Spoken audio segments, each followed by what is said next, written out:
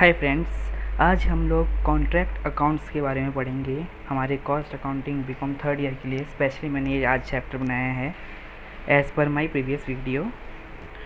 Contract accounts के अंदर कुछ स्पेशल पॉइंट्स हैं जो आपको मैं चाहूँगा कि आप देख लें। इसमें जो ये रिमेंबर पॉइंट्स हैं हमारे कि हमारा जो वर्क होता है वो जो हमारा वर्क डन हो रखा है कॉन्ट्रैक्ट। अब मैं आपको एक एग्जांपल देता हूँ। जैसे आपने घर बनाने का कॉन्ट्रैक्ट दे दिया, ठीक है, तो हम लोग उसको 3 स्टेजेस पे नापते हैं कि अगर 0 से 25% तक हमारा वर्क कंप्लीट है तो हम लोग कोई कैलकुलेशन नहीं करेंगे। 25 से 50% तक हमारा वर्क कंप्लीट है तो उस पर हम लोग 1/3 इंटू में प्रॉफिट अर्न एंड इंटू में cash received by work certification. इसके कैलकुलेशन कैसे होंगे वो मैं आपको आगे आगे बताता रहूँगा। और उसके बाद 50% से ग्रेटर जितना भी होगा उसमें 2/3 इंटू में प्रॉफिट अर्न इंटू में cash received upon work certified. इसमें से जो स्पेशल है वो हमारा 50% वाला ही है। ऊपर के 2 स्टेजेस आपको किसी क्वेश्चन में नहीं मिलने वाले हैं। It is for only for knowledge, so मैंने आपको बता दिया। बट आपका स्पेशल पॉइंट 50% वाला ही रहेगा। तो जितने भी क्वेश्चन हमारे इससे रिलेटेड आएंगे सारे 50% से अबव के ही आएंगे। सेकंड जो हमारा है वो है वर्क परसेंटेज सर्टिफाइड, कि हमारा कितना वर्क सर्टिफाइड, हमारा कितना, ये जो परसेंटेज का हमने स्टेज ऊपर देखा है वो परसेंटेज का स्टेज यहाँ से निकलेगा। मान लो कि हमारा जो घर बनना था वो बनना था 20 लाख में और अभी तक सिर्फ 10 लाख का हमारा घर कंप्लीट हो चुका है, 10 लाख तक की वैल्यू का कंप्लीट हो चुका है। तो यानी कि हमारा 50% हमारा कंप्लीट हो चुका है वर्क। इससे हमारा वर्क ऑफ परसेंटेज निकल आएगा। आइए अब हम इस क्वेश्चन को सॉल्व करते हैं। इस क्वेश्चन के अंदर हमको इसके अलावा कोई क्वेश्चन करने की जरूरत ही नहीं पड़ेगी क्योंकि इसमें तीनों चीज़ें हैं। कॉन्ट्रैक्ट अकाउंट भी बनाएंगे हम लोग, कॉन्ट्रैक्टी का अकाउंट भी बनाएंगे और साथ में हम लोग रेलेवेंट बैलेंस शीट भी बनाएंगे। वैसे तो कंपलसरी नहीं है बाकी की दोनों चीज़ें, कॉन्ट्रैक्ट अकाउंट आपका मेन है, बट मैं फिर भी आपको सिखा देता हूँ क्योंकि पढ़ने के साथ साथ एग्ज़ाम पास करने के साथ साथ नॉलेज भी बहुत ज़रूरी है। तो सबसे पहले हम लोग कॉन्ट्रैक्ट अकाउंट बनाएंगे। इसमें मैंने साथ में नीचे क्वेश्चन शीट भी अटैच रखी है हर शीट में, ताकि आप लोगों को कन्फ्यूजन ना हो। हम लोग नीचे से वैल्यूज उठा के ऊपर पुट करते रहेंगे। कॉन्ट्रैक्ट अकाउंट का फॉर्मेट सिंपल सा है, पर्टिकुलर अमाउंट, डेबिट साइड और क्रेडिट साइड। तो अब डेबिट साइड में हम लोग पहले सारी वैल्यूज़ भरेंगे, जैसा क्वेश्चन है उसमें वैसे वैसे करते रहेंगे। कैलकुलेशन एकदम लास्ट में होनी है। सबसे पहले है हमारा, इसमें देखा लेबर ऑन साइट 4,05,000, तो हमने 2 लेबर करके 4,05,000 पुट कर दिया। एज इट इज़ पुट करना है, कोई कैलकुलेशन नहीं है, जो भी होगा मैं आपको बताता जाऊँगा। उसके बाद है next material direct on site less returns. तो इसका सिंपल सा मतलब है, देखो कन्फ्यूज़न के लिए बहुत सारे पॉइंट्स बोले जाते हैं। सिंपल सा मतलब है हमारे पास जो मटेरियल गिवन है वो है 4,20,000। उसके बाद नेक्स्ट पॉइंट है मटेरियल फ्रॉम स्टोर, कि स्टोर से हमने कितना मटेरियल लिया। जैसे हमारा ओपनिंग स्टॉक होता है ना, ये उसी तरीके से 81,200। ब्रैकेट मैंने इसलिए लगा दिया ताकि आपको दिखा दूं कि ओपनिंग स्टॉक की तरह ही है, तो ये भी ऐड होगा हमारा, ठीक है। उसके बाद हमारा नेक्स्ट था hire and use of plant. तो प्लांट की वैल्यू थी 12,100, वो हमने पुट कर दी।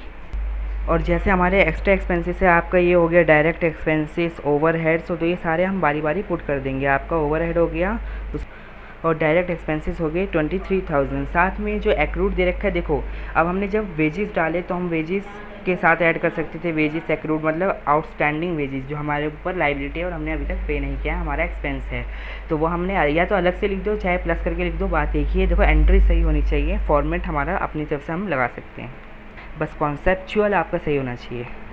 अब जरा थोड़ा सा ध्यान देना है यहाँ पे दे रखा है मटेरियल इन हैंड, यानी कि हमारा जो क्लोजिंग स्टॉक है वो है 6,300 का, वो हमने पुट कर दिया अपना बाय मटेरियल इन हैंड करके। उसके बाद दे रखा है वर्क इन प्रोग्रेस। अब इसमें देखो मैं बताता हूँ क्या होता है।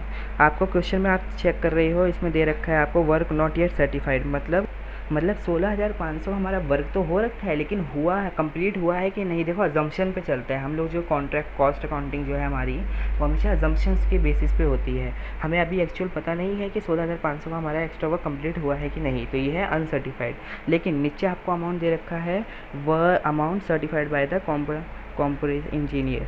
इसका मतलब है कि हमारा जो वर्क सर्टिफाइड है वो 11 लाख का सर्टिफाइड हो चुका है। और वर्क सर्टिफाइड जो वर्क इन प्रोग्रेस उसकी वैल्यू इसी तरह से निकलती है, work certified plus uncertified work. तो टोटल हमारा ये हो गया 11,16,500। और उसके बाद जो हमारा फाइनल गैप निकलेगा वो होगा हमारा नॉशनल प्रॉफिट। हम इसे नॉशनल प्रॉफिट कहते हैं as per accounts norms. And इस नॉशनल प्रॉफिट को हम आगे डिवाइड करेंगे और उस डिवाइड के टेक्निक में हमारे जो नोट्स जो हमने पहले तैयार करे थे वो हमारे काम आएंगे।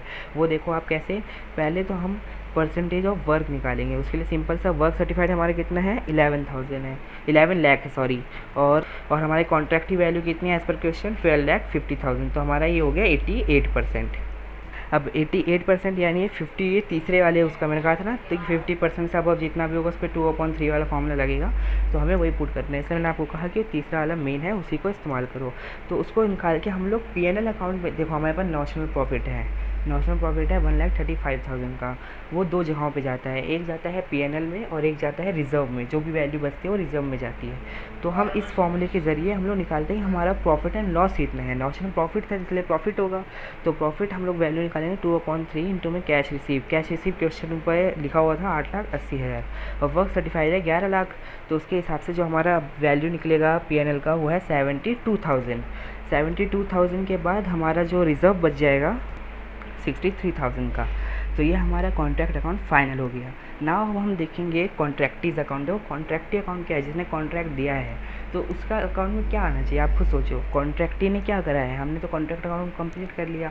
कॉन्ट्रैक्टी ने जो वर्क करा है उसने सिर्फ इतना काम किया है, उसने अपनी जेब से 8,80,000 रुपये कैश दिया है। तो बस उसके अकाउंट में हम लोग 8,80,000 रुपये की एंट्री डाल देंगे। तो उसने बाई कैश दिया 8,80,000 और हमारा बैलेंस आ गया 8,80,000।